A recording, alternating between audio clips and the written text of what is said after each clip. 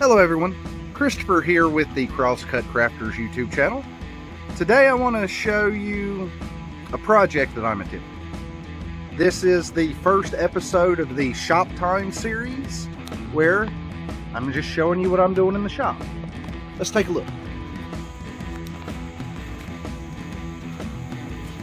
What I'm going to be doing today is attempting to make a felt covered block for antiquing leather. I came across a video where a guy used felt and candle wax to burnish the surface of leather to give it an antique look, and I want to make a block to be able to do this. So this is, just some craft foam from Walmart, some contact cement, and a piece of felt from Walmart. I want to say this was $1, this felt was 28 cents. I don't remember how much the contact cement was. What I'm going to be doing is I'm going to glue the felt to this foam block, but I'm not taking the plastic off of it. I don't know if the contact cement would eat the foam or not, so that's what we're going to be doing.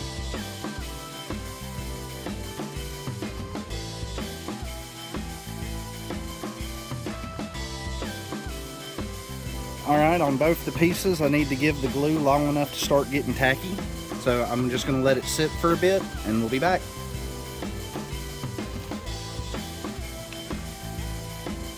Alright, I've given the glue time to sit long enough to where it's no longer sticky to the touch. Now we're going to apply it.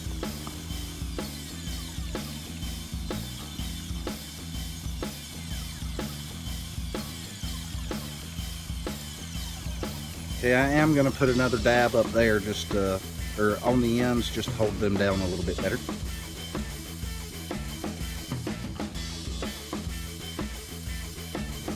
Okay, I'll give the ends a few minutes to dry, and then I'm also going to put some down here.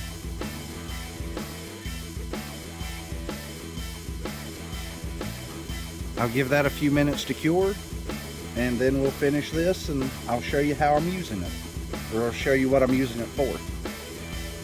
Alright, the glue's set long enough to no longer be sticky. So, fold it down, press it down.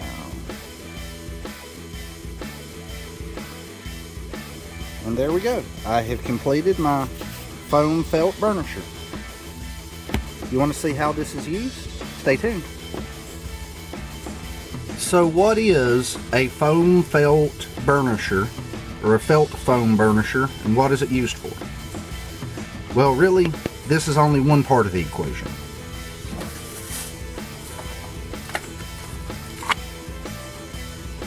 Some tea light candles are the next part of the equation. Oh, by the way, this is a 100 count pack. I have no idea how long it's going to take me to use these. But pay attention when you buy these. I got these from the local Walmart, and a pack of 50 was $4.28. A pack of 100 was $4.86. Use your best judgment. So I've got my candle. I'm going to remove it from the metal container.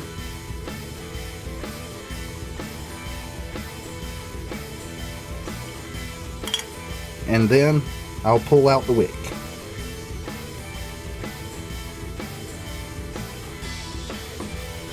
To where I just have a block of wax.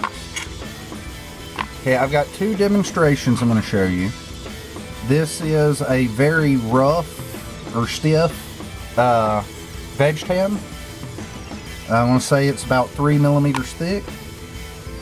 This is a much softer veg tan that is about 2 millimeters thick.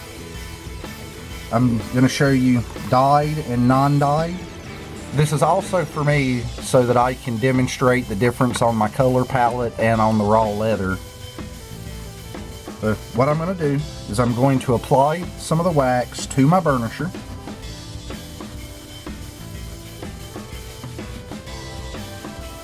I'm just going to use the edge. And then I just buff my leather piece.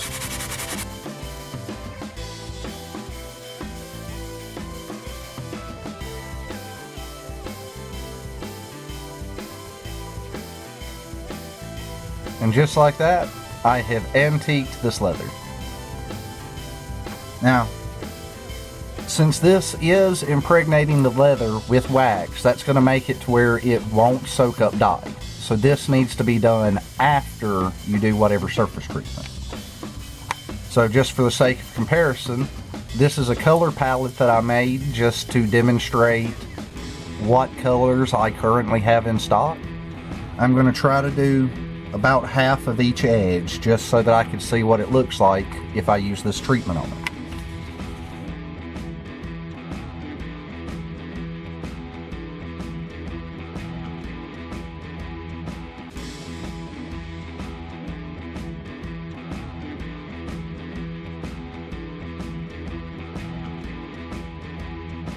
So, what do you think?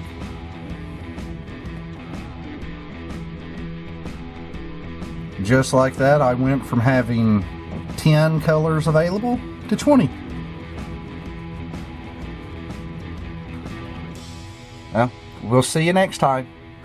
If you use this method in your shop, let me know.